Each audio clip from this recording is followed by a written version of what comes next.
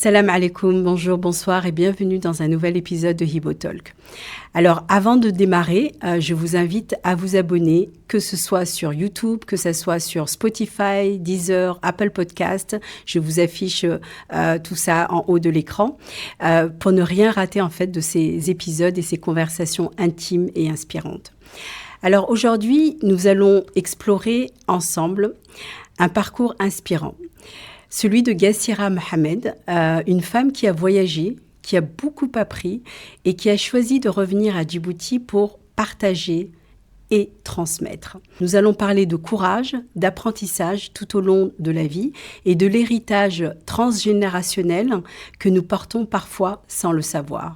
Alors installez-vous confortablement et c'est parti.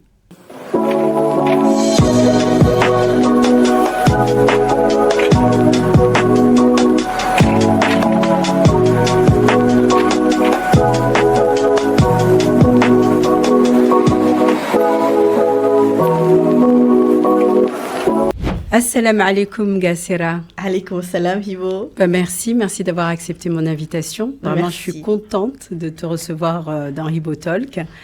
Après tout, je pense que le fait que tu sois rentrée à Djibouti, c'était l'occasion pour moi et l'opportunité de t'inviter. Donc, merci de l'avoir accepté. Merci à toi, Hibo. Merci. Je t'en prie. Alors, pour démarrer, est-ce que tu peux te présenter à nos auditeurs et auditrices ?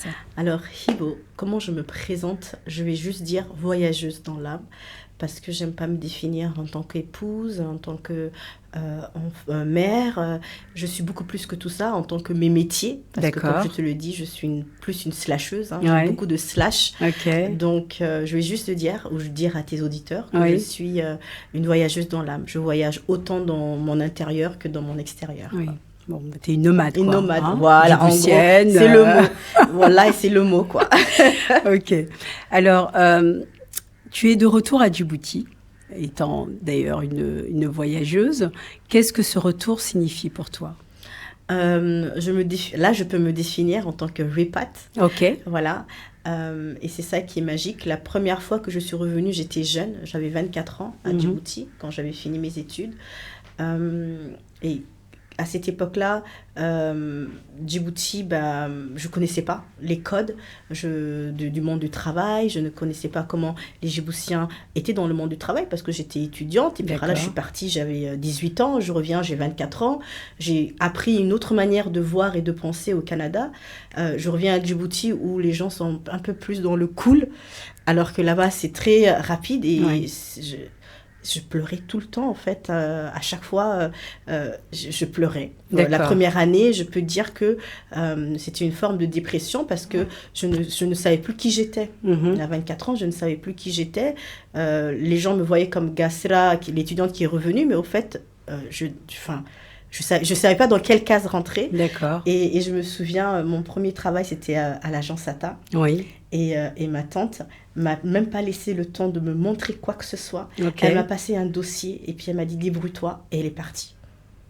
Donc je suis rentrée dans le bain, j'ai rien compris en fait. Donc c'était très c'est à la dure qu'on m'a vraiment appris et donc voilà, mon premier retour était beaucoup plus dur que mon retour aujourd'hui où je suis plus mature. Même s'il y a encore ce jet lag, Djibouti t'oublie.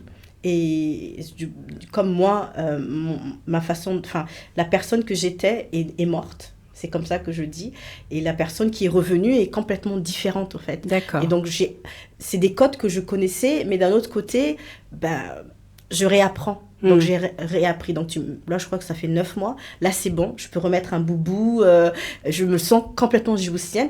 Alors que quand je suis venue, j'étais obligée de demander à ma sœur, dire, mais au fait, est-ce que ça, c'est bon ? Est-ce que, tu sais, il fallait un temps d'adaptation. Exactement, exactement. Donc là, c'est moins dur que quand j'étais jeune. Ok, d'accord. Alors, raconte-nous un petit peu. Déjà, tu es rentrée en famille, donc avec ta petite fille. Exactement. Et ton époux. Oui. Comment ça se passe pour eux aussi, l'adaptation ? Alors, la petite, pas de souci. Oui. Le mari, il est français, donc du coup, lui, il faut le temps que, il se réadapte au code. C'est tout nouveau. Exactement. Là, ça va. Là, c'est 9 mois, excuse-moi. Là, c'est 9 mois, donc ça va. Donc, voilà. D'accord, ok. Alors, pourquoi ce retour ? Alors, l'histoire, elle est extraordinaire parce que nous, on savait qu'on allait partir de toutes les manières. Comme je t'ai dit, je suis une voyageuse, je suis une nomade. Et donc, je suis partie de France parce que, voilà, on avait eu enfin, c'est pas des soucis, c'est que quand j'ai choisi d'enfanter seule. D'accord. J'ai fait ce qu'on appelle un free birth. Ok. Un free birth, c'est enfanter sans sage-femme, sans docteur, toute seule, en fait. Et d'avoir une grossesse free birth, en fait, c'est ce qu'on appelle. Donc, c'est un mouvement. Alors avant qu'on rentre dans le détail de ce que tu viens de nous dire, pour expliquer un peu aux auditeurs et auditrices, d'abord, comment l'idée est venue, parce qu'on veut comprendre déjà le cheminement avant. Quel est ton parcours en France? Qu'est-ce que tu fais comme métier exactement, ça va. Pour qu'on puisse comprendre justement cette décision. Absolument, tu as raison. Je suis doula. D'accord. J'ai fait une formation d'accompagnante de la femme dans toute sa splendeur, c'est-à-dire des ménarches jusqu'à la ménopause. D'accord. Donc, on apprend des techniques ancestrales pour accompagner la femme, en fait, du côté émotionnel et spirituel, parce que c'est un grand changement qui se passe dans la femme dès qu'elle a ses règles, des ménarches. Même à la ménopause, l'émotion nous suit, et donc on a toujours besoin d'une sœur qui nous accompagne, qui nous explique comment notre corps fonctionne. Ce que la médecine allopathique ne fait pas, parce que c'est très patriarcal. Donc j'ai décidé de prendre ce chemin. Comme je t'ai dit plus tôt, je suis une slasheuse. Oui. Donc j'ai plein de diplômes, de plein de choses qui m'intéressent dans la vie. D'accord. Et donc tu t'es formée. Et je me suis formée. Je suis capable maintenant, j'en fais pas mon métier, mais d'accompagner une femme enceinte ou une femme qui a ses ménages, qui veut comprendre comment fonctionne son corps. Je leur apprends ce que c'est que la symptothermie, c'est apprendre comment fonctionnent leurs règles, plein d'outils que forcément la médecine allopathique n'accepte pas trop ou dit que c'est pas encore étudié. Mais reconnu. Pourtant, reconnu. Pourtant, l'OMS reconnaît que la symptothermie fonctionne. Il y a plein d'outils qu'on utilise. Bref, pour tout, voilà. Donc, je suis une femme doula, donc ce qu'on appelle une accompagnante de donc, la doula femme. Vient de doula. Ça signifie alors, quoi doula, exactement? J'aime pas trop utiliser ce mot-là, mais malheureusement, c'est le mot qui est très connu et c'est comme ça qu'on appelle ça, doula. Doula, le terme vient de la Grèce antique et ça voulait dire servante de la femme. D'accord. Voilà. D'accord, c'est joli, je trouve, doula. Oui, mais bof. Le terme, peut-être la signification. Exactement. D'accord. Oui. Donc, tu en as fait un métier et en France, tu accompagnes donc des femmes, des femmes essentiellement. Alors c'est ça qui est cool, je me suis formée, mais je n'ai jamais accompagné, j'éduquais, j'enseignais. D'accord. Mais je n'ai jamais accompagné une femme puisque moi-même, je n'étais pas mère. D'accord. Pourtant, beaucoup de femmes doula vont quand même accompagner des femmes alors qu'elles ne sont pas, elles n'ont pas encore accouché. C'est normal en Occident, sauf que moi, je suis un peu Somalie dans les bords. D'accord. Et quand ma mère, quand ma cousine, une fois que ma cousine avait enfanté, je l'ai accompagnée. Je ne sais pas si tu as remarqué, je ne dis pas accoucher, parce que moi, je suis persuadée qu'il n'y a personne qui t'accouche, c'est toi qui enfante. D'accord. On n'est pas couché.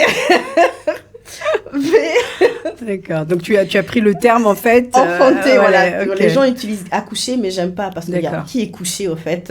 Voilà. Donc enfanté, et j'ai accompagné ma cousine à l'hôpital pour qu'elle enfante à Djibouti et il y avait personne ce jour-là. Donc c'est moi qui l'ai accompagnée et je me souviens ma mère qui m'a giflé parce que j'étais dans le truc, elle m'a dit non mais il faut pas rentrer, t'as pas encore enfanté. Et à l'époque, je ne comprenais pas, mais maintenant que j'ai étudié la psychologie, c'est des choses qui peuvent, toi, t'empêcher l'enfantement parce que c'est comme si ton corps se bloquait, au fait. Et ça peut ramener des soucis comme le vaginisme ou ça, parce que notre cerveau, il est là pour nous protéger. Quand il y a quelque chose qui te choque, ça...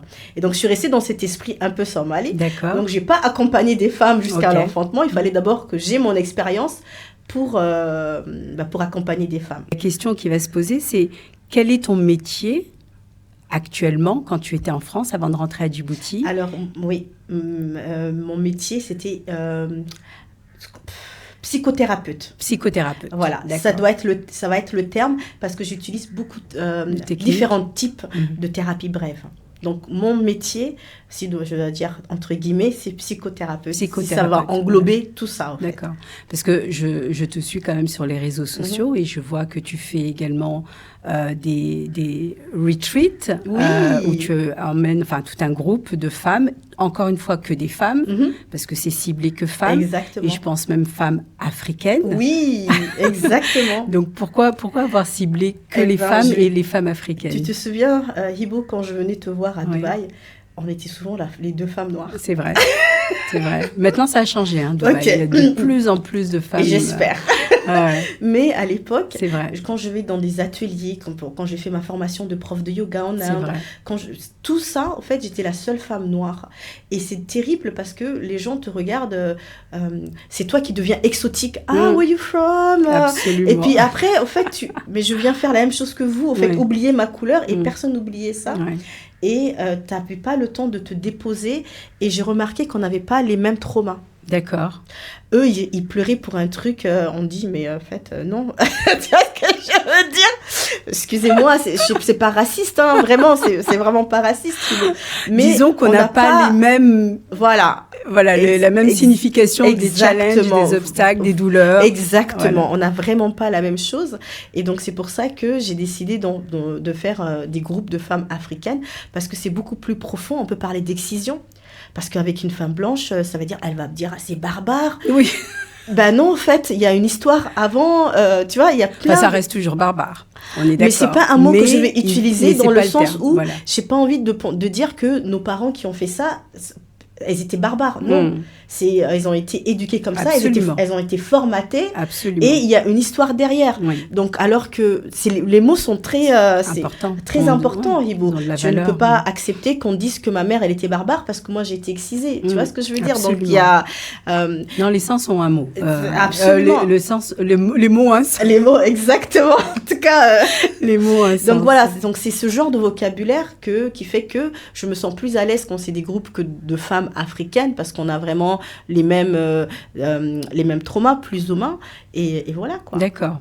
Et donc, qu'est-ce que tu fais? Tu vas au Kenya, tu vas au Maroc, parce que je sais que tu es partie. Oui, à chaque fois que je voyage, j'en profite pour faire des retraites. D'accord. Parce que je veux que les filles qui viennent me voir, en fait, elles aient un endroit safe pour se déposer.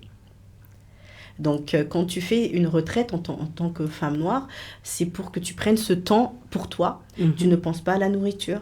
Tu as des conversations profondes, émotionnelles, parce que souvent, quand on est femme noire, en général, on a cette retenue dans le monde du travail. On doit toujours faire plus que les autres. Absolument. Et du coup, on porte une personnalité et on oublie des fois que cette personnalité, au fait, on peut la déposer. Oui. Et elle nous suit partout. D'accord. C'est pour ça que j'ai dit, ça va être des retraites où ces femmes-là, justement, peuvent déposer cette personnalité l'espace d'une semaine où elles sont qui elles étaient quand elles n'étaient pas dans le monde du travail, quoi. D'accord. Et tu vas continuer ici aussi à Djibouti à faire ces retraites? Oui, ma belle. Oui. En fait, c'est ça qui est drôle. J'avais contacté un club sur les îles Moucha, justement pour continuer les retraites. Et au début, ils n'étaient pas très chauds. D'ailleurs, toujours, ils n'ont pas été très chauds parce que ça demande de l'énergie féminine. Hein. Quand tu fais des retraites, il ne faut pas que des mecs passent et qu'il faut un peu plus de comment on appelle ça? D'encadrement, absolument. Et là où je travaillais à l'époque, maintenant, c'est devenu très masculin. Ok, d'accord. Et donc j'ai dit, c'est pas là-bas que je vais trouver, je vais ramener des filles là-bas. Et en cherchant, je suis tombée dans un espace, un lieu qui, je crois, qui ne faisait que m'attendre moi, au fait. Parce que j'ai contacté la propriétaire de ce lieu qui me dit, j'ai dit, je veux collaborer, je veux ramener des retraites. Est-ce que je peux avoir le contact de ton gérant? Il dit, au fait, ça n'attendait que toi, au fait. D'accord. Ça n'attendait que toi. Donc voilà, je suis allée dans cette nouvelle aventure où cette fois, j'aurai non seulement, je ferai des retraites, mais c'est moi qui ai le lieu, au fait. Donc l'encadrement du lieu. D'accord. J'ai eu... Quand j'étais petite, Hibo, mon père m'a demandé qu'est-ce que tu veux être quand tu seras plus grande. D'accord. Et j'y ai pensé que hier, ce que je vais te dire. Et je regarde, j'ai dit, papa, moi je crois que je vais être cuisinière. Mon vieux, vrai Somali, il me regarde, il me dit, c'est comme ça qu'il parlait à l'époque. Ça m'a choquée. C'est pas la peine. Et ça m'avait perturbée. Et donc, je suis jamais allée dans ce sens-là. Mais depuis que j'ai ce projet, je me vois au fourneau. Ok. Carrément. Incroyable. Carrément. Donc voilà, c'est pour te dire que je crois que c'est une nouvelle page qui va s'ouvrir pour moi, quoi. Retraite, cuisinière, tout, quoi. Donc, trop de slash. Trop de slash. À l'île Moucha. À l'île Moucha. D'accord. Oui. Ok. Et ça va être toute l'année. Toute l'année. Ça va être saisonnal ou période. Non, toute l'année, ma belle, vraiment. L'été, bien sûr, Khamsin, il y a le Khamsin, donc c'est pas vraiment possible, mais vraiment toute l'année. Et je compte déménager là-bas, au fait. Et ce qui est impressionnant en tant que repat, à chaque fois que je reviens à Djibouti, la première fois, c'était aussi les îles. Hein. Oui. C'est à 25 ans, hein, j'avais commencé à travailler aux îles. Et je me dis, est-ce que c'est comme si, pour que je vive à Djibouti, l'entrée, c'est vers la mer, quoi, à chaque fois. Ouais. Incroyable. Des fois, il y a voilà, le destin. Choses, exactement, oui. Et qu'est-ce qui a été le plus difficile pour toi, Gassira? Parce que tu as quand même choisi une voie assez atypique. Hein? C'est pas, y a pas beaucoup de Djiboutiennes, on va dire, hein, qui font ces métiers. Qui ont aussi ces croyances, hein, parce que tu as une spiritualité qui est quand même différente. Alors, qu'est-ce qui a été le plus dur pour toi? Est-ce que ça a été le plus dur avec ta famille, avec ton entourage ou tout simplement avec toi-même? Je crois que c'est plus avec moi-même. D'accord. Parce que ça n'a rien à voir avec l'environnement, la famille. J'ai toujours été une enfant différente, donc ça n'a pas changé qui j'étais. Mais par contre, oui, avec moi-même, parce que quand tu vas vers le chemin du développement personnel, c'est pas les autres, c'est toi. L'autre n'est que le reflet de toi-même, au fait. Hein. Donc, c'était ça le plus challengeant, de voir chaque être humain comme mon reflet. D'accord. Donc, c'est pour ça qu'aujourd'hui, je dis je ne peux détester personne, parce que si je déteste, ça veut dire que cette personne, elle titille quelque chose à l'intérieur de moi. Ouais. Donc, c'est à moi de faire l'introspection et de voir elle est où ma blessure et qu'est-ce que cette personne titille à l'intérieur de moi. Donc, je crois que c'était mes propres démons, en fait. Ouais. Hein. Ouais. Et qu'est-ce que tu as appris sur toi? Oh, tellement de choses, Hibo. J'ai appris que j'étais vraiment le tout. Que chaque être humain est moi, en fait. Ça, c'est juste impressionnant.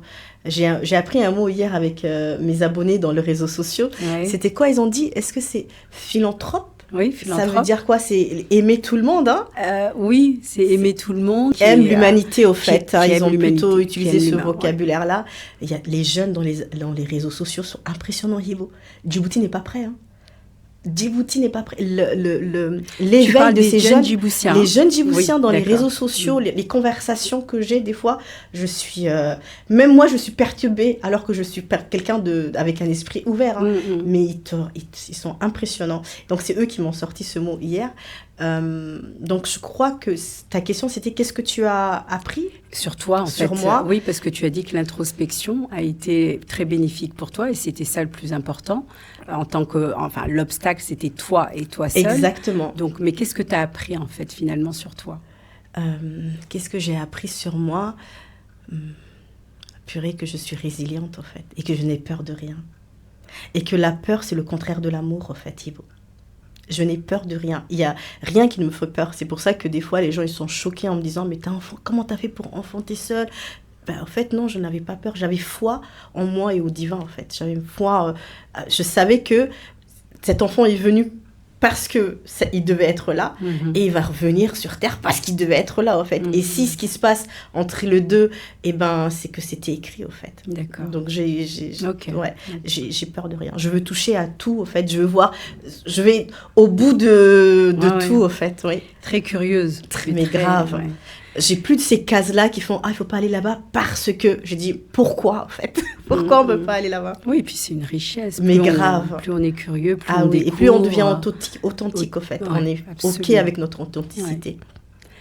Alors, tu parlais à l'instant d'enfanter. On va revenir un petit peu à cette période de ta vie qui t'a conduite à enfanter seule, chez toi. Déjà, tu l'as dit en début de cet épisode, que tu as eu effectivement un enfant à l'âge de 44 ans. Oui.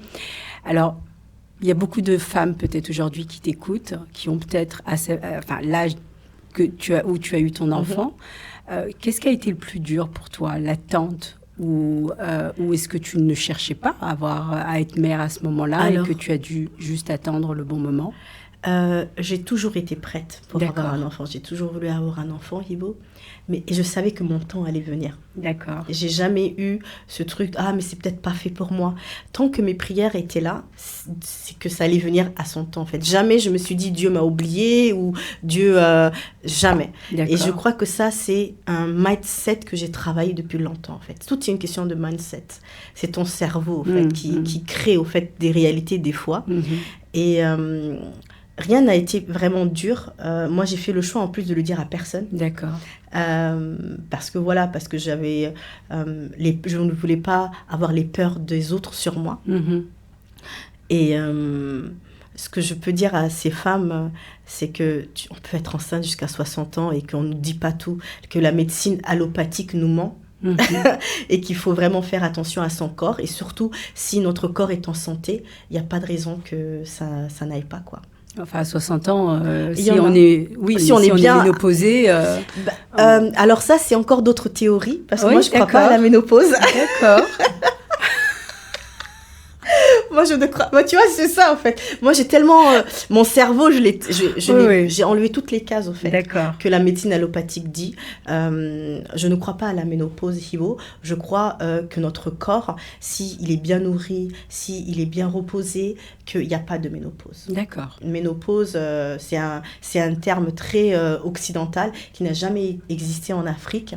Et scientifiquement, les tests, je veux dire, alors, on prend des tests hormonaux et on nous dit, ça y est. Parce que, écoute, apparemment, d'autres tests ont été faits, mais personne n'en parle, comme par exemple, que son âme repose en paix, le docteur Sebi, qui lui disait que la ménopause, c'est que nos trompes de Fallope sont bouchées. D'accord. C'est parce qu'on mange n'importe quoi. Et nous, en tant que femmes, nos toxines passent par nos règles. Donc si on mange n'importe quoi, on boit n'importe quoi, et au fur et à mesure, avec le temps, oui, forcément, ça se bouche et tout. Donc la ménopause en tant que telle n'existe pas. D'accord, donc tu crois fermement qu'on peut effectivement accoucher. Écoute. Je suis persuadée. Il y a de l'espoir. Oui, c'est clair. D'accord. Alors, donc tu as eu à l'âge de 44 ans. Est-ce que tu l'as eu naturellement? Est-ce que c'était compliqué d'avoir un enfant à 44 ans? C'était très naturel. J'ai rien fait de spécial à part bien manger, prendre mes vitamines, me reposer et surtout ne pas stresser sur quand est-ce que je vais avoir l'enfant.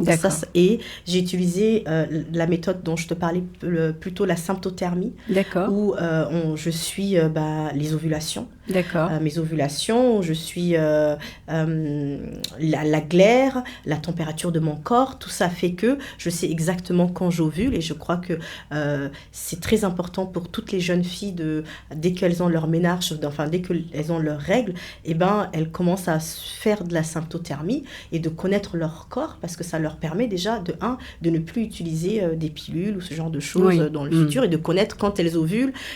Alors symptothermie, tu as dit, ça veut dire? Oui, symptothermie, c'est une méthode pour suivre justement l'évolution de ton ovulation. Et tu as besoin de deux choses pour faire de la symptothermie, d'un thermomètre basal. Donc, tu récupères ton corps, la chaleur de ton corps tous les matins. Et tu regardes tes glaires. Et donc, en fonction de ça, tu sais quand tu ovules, tu regardes comment est ta glaire et tout ça. Et ça te permet... Donc, toutes les applications qu'on a qui nous disent cette semaine-là, alors là, c'est faux. Parce que je ne savais pas avant dans la symptothermie, j'ai toujours pensé que c'est à partir du 15e jour que j'ovule. Au fait, non, c'est à partir du 7e jour que moi j'ovulais. D'accord. Donc, tu vois, chaque femme est complètement différente. D'accord. Et c'est très important, justement, de suivre, de connaître son corps, en fait. D'accord. Oui. Alors, pourquoi avoir choisi d'enfanter et non accoucher, d'enfanter à la maison, chez toi, toute seule? Oui, alors je suis doula Hibo. Je me suis formée, je suis une femme doula, donc une femme accompagnante de toutes les femmes, des ménarches jusqu'à la ménopause. Apprendre tout ce que la médecine allopathique n'apprend pas forcément parce que c'est côté très patriarcal, et apprendre aux femmes leur corps, parce qu'on a beau, ce qui est dommage, c'est que on ne connaît pas notre corps. Un gynécologue connaît notre corps, on va aller voir un gynécologue, mais nous on ne sait même pas la forme, on ne connaît même pas la forme de notre utérus, et ça c'est complètement ridicule. Tous les hommes connaissent à quoi ressemble un pénis, mais une femme, tu lui dis ça ressemble à quoi un utérus, enfin un pénis, je veux dire, elles savent pas. Et donc ça c'est très important d'informer nos jeunes filles sur comment est leur corps, et donc c'est pour ça que j'ai fait ce métier de doula. D'accord. Parce que ça me passionnait, et le corps de la femme m'a toujours un peu passionnée à essayer de comprendre mon corps, parce que des fois je ressentais des choses et forcément personne ne savait pas, et c'est ça au fait le métier de doula, c'est être une sœur pour toutes les femmes. D'accord. Et me dire au fait, et expliquer scientifiquement pourquoi ton corps se comporte comme ça, pourquoi tu as des émotions spécifiques à certains moments de ta vie, quand tu as tes règles, avant tes règles, après tes règles.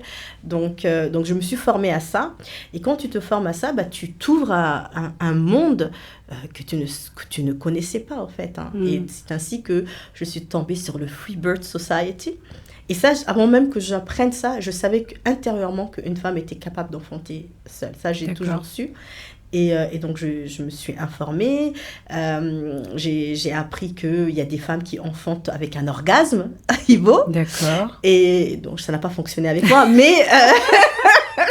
Mais j'ai quand même fait en sorte d'éduquer mon mental pour que j'ai pas de douleur quand j'enfantais, mais je ne suis pas encore arrivée à l'orgasme. D'accord. Mais il y a des femmes qui le font, il y a des femmes qui enfantent dans des bassins d'eau. Il y a tellement de possibilités aujourd'hui que malheureusement, les jeunes filles ou les femmes qui enfantent ou qui sont enceintes ne savent pas, en fait. D'accord. Et donc alors, voilà. Comment ça s'est passé concrètement ? Concrètement, j'ai eu la naissance la plus cool de toute l'histoire, je crois, de ma vie. D'accord. Enfin, comme si j'ai eu d'autres naissances, mais bon. C'était extraordinaire parce que, Hibo, beaucoup de femmes me disent « Alga, tu es courageuse ». Non, c'est vous qui êtes courageuse. Vous êtes dans un hôpital, tout est blanc, tu as plein de lumière partout. Il y a des femmes qui rentrent, qui touchent ton utérus sans te demander. Il n'y a aucune intimité. Moi, j'étais cool, Hibo. J'étais dans mon salon, j'étais zen, j'avais fait un grand lit. J'avais une salle topissime, quoi. C'était tamisé. Il y avait mon petit Coran qui était là-bas. J'avais mis des bougies. J'étais dans une ambiance. Je me mettais comme je voulais. J'ai dit au mari, tu ne rentres pas dans mon espace. Non, c'était top, Hibo. Vraiment. Et donc, toute seule. Toute seule. Il est venu, quand la petite est venue, pour nettoyer. Donc, tu as fait sortir, tu as poussé, tu as eu personne qui te dit pousse. Ça, c'est faux. Oui, ça, c'est terrible. Quand tu vas à la selle, est-ce que quelqu'un dit pousse? Ça sort tout seul. C'est terrible. Quand tu es avec ton homme, est-ce que quelqu'un... positionne-toi comme ça. Est-ce qu'il y a quelqu'un qui le dit? En fait, on nous a tellement formaté, Hibo. Alors, ils ont tellement formaté la femme en lui faisant croire qu'il y a quelqu'un qui va t'accoucher. On est persuadé que quand comme un extraterrestre, en fait. Mais comment c'est possible? En fait, non, c'est tout à fait possible. Non, mais là, quand même, si on est un tout petit peu plus sérieux sur le sujet, si jamais... parce qu'on peut faire une hémorragie. Quand on est dans un hôpital et qu'on est dans une clinique, on choisit d'aller accoucher là-bas ou d'enfanter là-bas, c'est évidemment aussi pour être sûr de ne pas risquer la vie de la maman et du bébé. Absolument. Il faut s'éduquer, Hibo. Tout est une question d'éducation. D'accord. Je ne dis pas aux femmes d'enfanter toutes seules. Non. Il y a quand même eu un grand mindset depuis que je suis mariée. Donc, ça fait 5 ans avant que ma petite, elle vienne. Ça fait 5 ans que j'étais mariée. Et bien, pendant ces 5 ans, je m'éduquais. J'éduquais mon cerveau et j'éduquais surtout mon mari. parce qu'un homme, il n'est pas forcément OK pour ce genre d'expérience.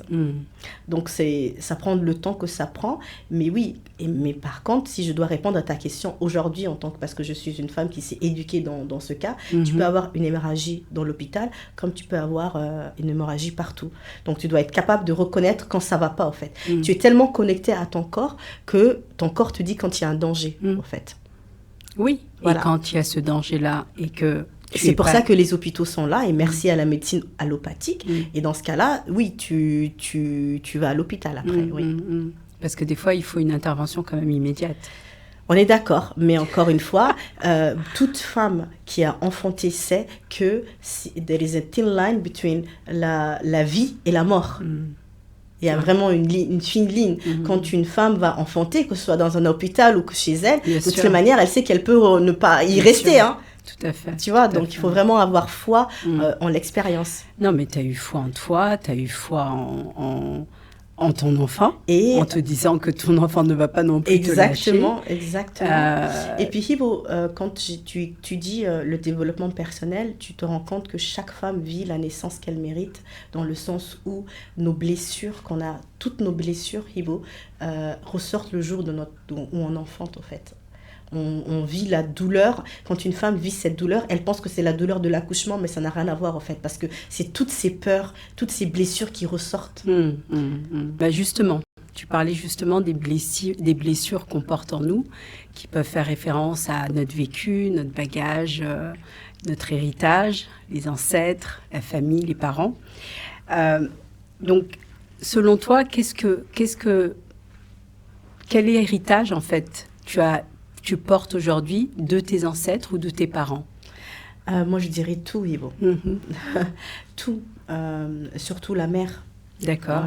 Quand c'est les hommes, souvent, c'est le côté paternel et tout. Mais nous, en tant que femmes, on porte toutes les blessures de notre mère, de notre grand-mère, de notre arrière-grand-mère. On vit littéralement leur vie, au fait. Donc, tout. Et comment on fait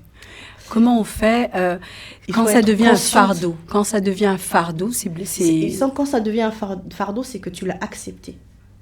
Le fardeau, on l'accepte. D'accord. Donc sinon, tu te dis, ok, je reconnais la blessure que ma lignée porte, je reconnais les traumas. Dans ce cas-là, tu sais sur quoi tu dois travailler et comment tu peux essayer de t'en débarrasser.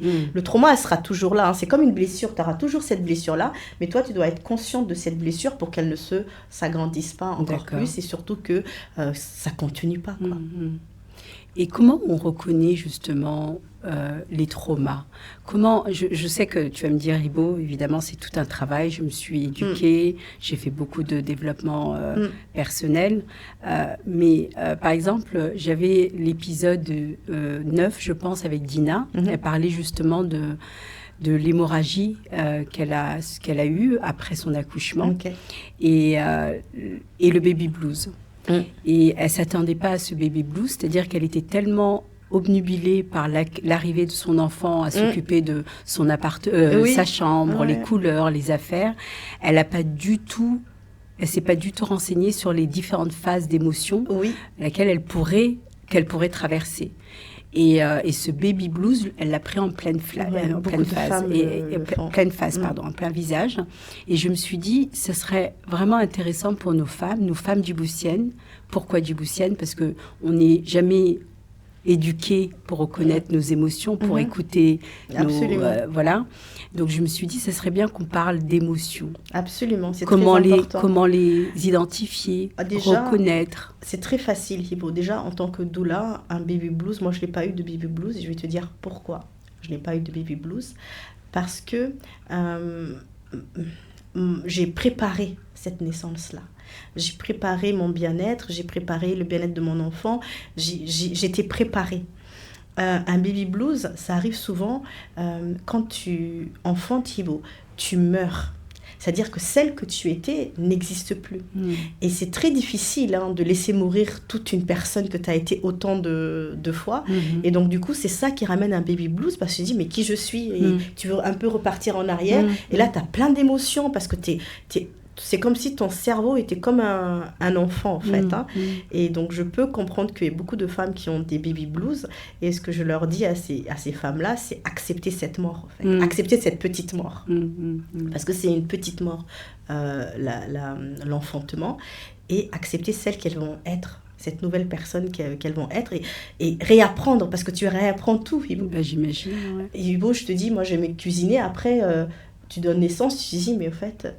qu'est-ce que je faisais à manger avant tu vois, tu deviens vraiment une nouvelle personne et donc en parlant des émotions, il y a tellement d'émotions, Hibo. Il faut savoir, j'adore cette phrase, connais-toi toi-même, Hibo.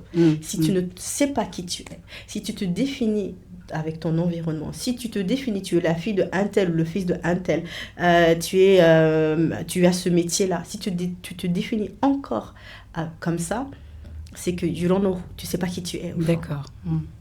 Donc en fait, on parlait de trauma, ces jeunes filles-là qui aujourd'hui vivent peut-être des blessures internes, des blessures liées à leur transgénérationnelle, leur enfance. Voilà, tout à fait. Enfance ou même transgénérationnelle, oui. Tu leur dirais quoi? Tu leur dirais quelles sont les premières actions faciles qu'elle pourrait entreprendre? Introspection.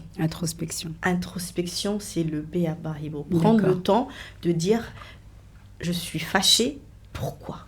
Je suis heureuse, pourquoi?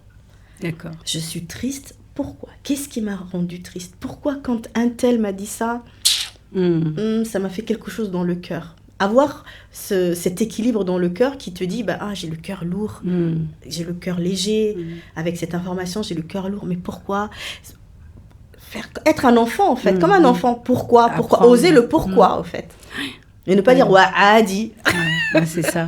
Le Adi va nous tuer, quoi. Absolument. Et est-ce qu'il y a des poids que tu as dû transformer ou réparer? J'en ai réparé beaucoup, Hibo. Mais le plus que j'ai réparé, c'est de ne pas me définir à travers ma famille. J'adore ma famille. Mais ne pas se définir en tant que je fais partie de cette famille. D'accord. C'est très important parce que à partir de là, tu sais qui tu es. Mais quand tu es dans ce que moi j'appelle un égrégore, c'est un amas de formes pensées. Une famille a un amas de formes pensées. Si tu ne penses pas comme tout le monde, c'est pas bon, quoi. Ouais, et tu dois être capable de dire, au fait, non, moi je pense différemment. C'est pas pour autant que je ne vous aime pas. Je reconnais vos maladies parce qu'une maladie, c'est quoi? C'est le mal a dit, c'est... je reconnais vos blessures, mais je refuse. C'est pas parce que je ne veux pas porter vos blessures. Donc tu as dit le mal a dit. Oui, on dit le mal a dit. Chaque maladie, Hibo, ça te dit quelque chose. Toutes les maladies te disent quelque chose. Ça veut dire que ton corps est en train de t'envoyer une alarme. De dire attention, attention. Alors... donc, depuis que tu es rentrée et que tu as donc ce magnifique projet de reprendre un site à l'île Moucha qui s'appelle, je pense... Moucha Bliss. Et ça veut dire quoi, Moucha Bliss? Alors, Bliss, c'était le côté anglais, le côté sérénité et tout. Et je sais qu'à Djibouti, il y a un accent fort à Djibouti et ils vont sûrement dire Moucha Bliss. Exactement, donc je voulais jouer un peu avec ce jeu de mots. Et comme je suis la seule femme dans ce métier du côté de l'île Moucha, je dis ça va. Et Bliss, ça veut dire femme. Bliss, ça veut dire femme. Dans la langue somali, Bliss, c'est donc cette famille n'a pas de fille voilà. Donc c'est plutôt dans ce style-là. Donc je voulais faire un peu ce jeu de mots. C'est très joli en tout cas, Moucha Bliss. Et comment les Djiboutiens, ils portent un regard sur toi ou sur tes pratiques ou sur tes décisions ou ton cheminement?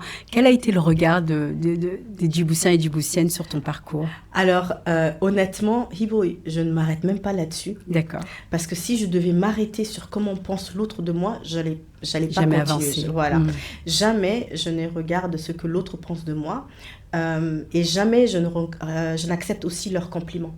D'accord. Je n'accepte pas les compliments parce que dès que j'accepte des compliments de mes abonnés, j'accepte aussi leurs critiques. Ok. L'un ne va pas sans l'autre. D'accord. Pour moi, ma façon d'être.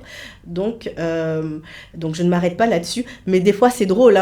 Genre, la dernière fois, j'avais fait... est-ce que tu as regardé la série Le chemin de l'Olivier sur Netflix. Ça me dit quelque chose. C'est une série turque qui parle justement ce qu'on appelle la constellation familiale, donc du transgénérationnel et tout. Et ce thérapeute, il utilise ce qu'on appelle la constellation familiale. Donc c'est une thérapie que j'ai appris, une thérapie brève. Et donc j'ai voulu le faire à des jeunes.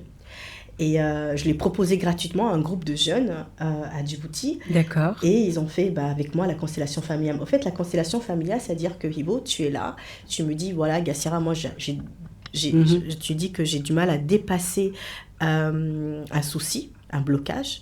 Et ok, on va discuter 1 heure, tu vas me dire, et puis à partir de là, je saurais par exemple, peut-être que c'est à cause de, voilà, un truc que ton père a dit, ou un truc que ta mère a dit, ou peu importe. Et donc, je fais une sorte de cercle où il y a d'autres personnes qui vont jouer le rôle de ton père, le rôle de ta mère. D'accord, tu les mets en situation de... Exactement.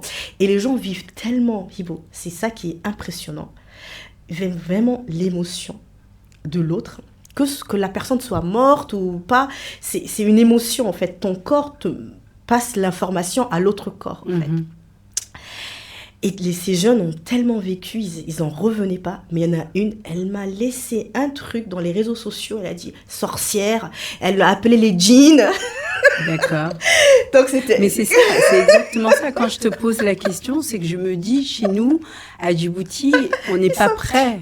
On n'est pas prêt. Enfin, quand je dis on, je l'émotionnel, en fait, c'est ça qui est drôle. Une émotion, en fait, on peut appeler une émotion un djinn, hein, parce que c'est vraiment prenant. Hein, s'ils veulent donner ce vocabulaire, chacun son vocabulaire. Hein. Mais c'est vrai que Djibouti... et c'est pas seulement Djibouti, hein, c'est vraiment un peu partout, on peut dire comme ça. Mais voilà, après, c'est leur façon de voir les choses, je les laisse faire et puis voilà. Mais Donc, en fait, le regard de la société ne te pèse absolument pas. Non, du tout. Et la famille, ta famille, qu'est-ce qu'elle te dit? Pas du tout. Alors, pas du tout. Elle se dit, on connaît voilà, on connaît la bête. D'accord. Donc non, vraiment, ils m'ont jamais montré du doigt, ils ont jamais montré ma différence, oh t'es différente et tout. C'est vrai qu'il y a toujours des petits regards, quoi, genre, mais sûr. Bon, ça m'a jamais touchée, quoi, ou perturbée. D'accord. Quand tu regardes ton parcours, qu'est-ce que tu aimerais transmettre à la future génération? À la future génération, déjà, aux jeunes filles, Hibo, leur dire que d'avoir des douleurs de règles en 2025, c'est pas normal. Ok. Elles doivent être... c'est pas parce que nos mères nous ont dit... parce que, Hibo, c'est très important ce que je vais dire, parce que quand j'ai eu mes règles, j'avais 9 ans. Ma mère, la première chose qu'elle m'a donnée, c'est des serviettes et des pilules Spasfon, à l'époque, ça s'appelait. Parce que pour elle, c'est tout à fait normal d'avoir des douleurs de règles. Alors que non. Aujourd'hui, en tant que doula, je peux dire que c'est pas normal d'avoir des douleurs de règles. Si on a des douleurs de règles, c'est que soit il y a un souci, et il est très important de se pencher sur ça, en fait, de comprendre d'où viennent ces douleurs de règles, que ce soit transgénérationnel, parce que aujourd'hui, parce que ma mère a eu des douleurs de règles, eh ben, il y a ce qu'on appelle la loyauté, et parce que je veux ressembler à ma maman, et inconsciemment, tu vas continuer à avoir des douleurs de règles. Est-ce que tu vois ce que je veux dire? Donc, très bien. Ce que je veux dire à ces jeunes filles, c'est n'arrêtez pas ne pensez surtout pas que c'est normal d'avoir des douleurs de règles et de comprendre pourquoi on a des douleurs de règles. S'informer sur la symptothermie en 2025, s'il vous plaît. Éduquez-vous sur la symptothermie, c'est le b.a.-ba. Connaître plus ou moins comment fonctionne son corps. Ça, c'est les jeunes filles en 2025. Il faut laisser ce côté, j'ai des douleurs de règles. Et surtout, nous, en tant que femmes de l'Afrique de l'Est, surtout celles qui ont été excisées, d'accepter de comprendre le trauma qu'on a eu avec l'excision, parce que ça ne se guérit pas avec des médicaments, Absolument. Et ça ne se guérit pas avec une reconstruction. Parce que moi, j'ai eu des filles en thérapie qui ont fait de la reconstruction et qui ont eu leur excision 2 fois. Et qui disent que ça a été un trauma 2 fois. Donc, c'est plutôt le cerveau qu'on doit guérir et non forcément ce qui a déjà été coupé et mutilé, en fait. Ou le faire, peut-être les deux. Exactement. Les deux, voilà. Absolument. Et les deux plus importants, déjà, le cerveau et puis après, la reconstruction physique, quoi. Très intéressant tout ce que tu dis, vraiment. Alors, comment, selon toi, les jeunes peuvent honorer leur héritage tout en construisant leur voie? Il y a ça c'est une très belle question. Il y a un symbole ghanéen. J'ai oublié le nom de ce symbole, Accra, où on voit un coq qui regarde derrière. Oui. On regarde derrière, on prend ce qui a fonctionné pour nos aïeux et on laisse ce qui n'a pas fonctionné. En fait, on n'est pas obligé de tout prendre. Et donc voilà, c'est comme ça que moi je vois avec les jeunes, de voir comment leurs parents ont vécu. D'accord. Ça, c'est une très belle éducation. Les blessures des parents, comment la maman s'énerve, sur quoi elle s'énerve. Observer, au fait. Vraiment, c'est très important. Tu en apprends beaucoup sur toi comme ça. Et donc, c'est très important, de l'observation. Et reconnaître les traumas. Et poser des questions, parce que des fois, ils en parlent pas. Hein. C'est pas facile, mais tu peux savoir, voilà, quand il y a quelque chose, tu reconnais que ta mère, quand elle voit, il y a un mot, il y a quelque chose qui la triggers, et du coup, ça change complètement son énergie, ses émotions. Comprendre pourquoi, en fait. D'accord. On a parlé beaucoup de curiosité dans ce podcast. Et je pense que c'est très important, effectivement, que les jeunes apprennent à découvrir les choses par eux-mêmes. Absolument. C'est-à-dire qu'évidemment, on a nos parents qui sont là pour nous éduquer. On a l'école. On a l'école également. Mais on a aussi besoin de poser énormément de questions sur la religion. Absolument. Sur la femme. On a le droit. On a le droit. Et ça, c'est pas interdit. Non. C'est pas aussi faire affront à sa famille ou à ses valeurs. C'est tout simplement s'ouvrir l'esprit, apprendre. La connaissance et le savoir sont des armes. Absolument. Et des armes pour toi, pour grandir, pour te renforcer, pour être la meilleure version de toi-même. Exactement. En fait. Et comme tu l'as dit, la connaissance. Vraiment... armez-vous de connaissances, c'est ce que je dis tout le temps à mes clientes, quoi. Armez-vous de connaissances, parce que si vous n'êtes pas armé de connaissances, vous allez être déstabilisé. D'accord. Bah écoute, Gassira, on arrive à la fin de cet épisode. J'ai deux questions signatures, Hibotalk. Alors, la première, c'est quel serait ton message pour les jeunes qui nous écoutent? Ils nous écoutent de plus en plus. Il y a certains sujets, évidemment, qui plaisent plus que d'autres. Mais qu'est-ce que tu aimerais leur dire à cette génération, à ces jeunes, et peut-être aux femmes? Alors, moi, comme on dit, en somalais, on dit « waya arag ». Ok. Je pense que le voyage... c'est très important. Et beaucoup de jeunes vont me dire « Ah, mais on n'a pas les moyens. » Eh bien, allez au Badi, au fait. Ça forge, en fait, ça te permet de connaître qui tu es. Quand tu es dans l'environnement où tu es né, tu ne sais pas qui tu es. Tu es défini par ce que les autres pensent de toi. Mais quand tu sors de l'environnement où on ne te connaît plus, en fait, tu deviens vraiment quelqu'un d'autre. Et là, tu vois vraiment qui tu es. Et ça, c'est extraordinaire, Hibo. Le voyage... C'est top. Moi, j'invite vraiment tous les jeunes, même dans l'islam, on dit hijra uba. Oui, vraiment d'oser prendre un sac à dos et de partir un peu de son environnement familial, parce que à partir de là, tu sais qui tu es. Parce que quand tu es tout le temps dans l'environnement familial, dans là où tu habites, bah, tu sais pas vraiment qui tu es, en fait. Tu es dans le bain de tout le monde. D'accord. Donc, vraiment, le voyage. Voyager. Voilà. Voyager. Et voyager, c'est pas forcément voyager. Non, c'est pas forcément prendre l'avion. Non, c'est absolument aller chez nos sortir voisins, de là où on habite. Bien même de là où on habite, exactement. On a en plus pas mal de paysages à découvrir. Oui. Il y a un jeune garçon que j'avais reçu qui a lancé justement une application qui s'appelle Dalmar. Ok. Et c'est une application de tourisme. Je crois que j'ai vu dans les réseaux sociaux. J'ai pas écouté tous les Hibotalk. Il faut que je m'y mette.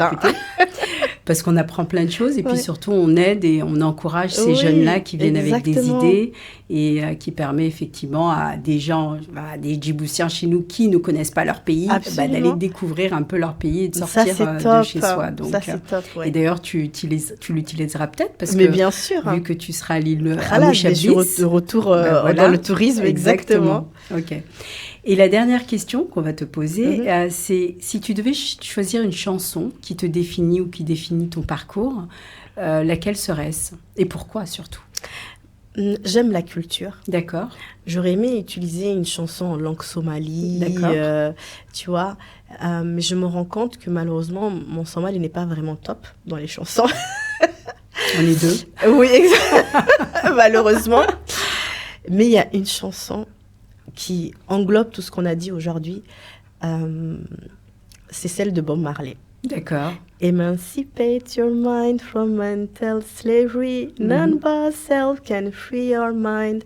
Et ça, cette phrase-là, elle dit tout, en fait. Ouais.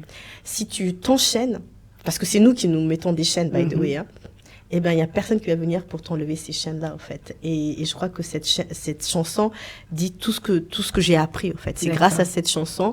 Et je pense que c'est comme ça que j'ai libéré un peu ce cerveau qui est là pour nous protéger. Et voilà, quoi. Et tu t'es libérée de tes chaînes. Oui, même si je sais qu'on n'est pas vraiment libre, hein, tant qu'on a... Je rigole tout le temps avec mes abonnés, je dis, tant qu'on a un passeport et qu'on doit rendre des comptes à un gouvernement, on n'est pas libre.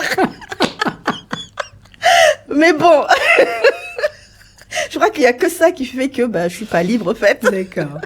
Mais sinon, on libère son esprit, on libère son corps, on libère ses émotions, etc. Voilà. Écoute, passionnant, Gassira. Merci beaucoup. Merci à toi. Vraiment, j'espère que tu as aussi apprécié ce petit moment avec moi et avec nos auditeurs et auditrices. Ouais. Et vraiment, ce que tu as partagé avec nous va forcément résonner chez beaucoup de personnes, notamment moi, j'ai toujours été très intéressée par beaucoup de pratiques, mais je pense que tu te rappelleras de ce moment qu'on a eu ensemble à Dubaï, où je ne me laissais pas complètement... Exactement, très cartésienne. Mais bon, ça n'empêche que c'est des pratiques qui sont très intéressantes. En tout cas, merci beaucoup. Merci à toi, Hibo. Bon vent. Bon vent à Moucheblis. Merci. Merci beaucoup, Gassira. Merci pour ce moment d'échange vraiment sincère et inspirant. Aujourd'hui, on a parlé de courage, on a parlé de curiosité et de l'importance en fait de transformer notre héritage. J'espère que chacun d'entre vous repart avec un message ou une clé qui pourra l'accompagner dans sa propre vie. N'oubliez jamais, l'héritage que nous portons n'est pas une prison, mais une matière première pour construire notre avenir. Alors partagez cet épisode, commentez-le et abonnez-vous et faisons résonner ces voix encore plus loin. En attendant le prochain épisode, prenez bien soin de vous. Merci.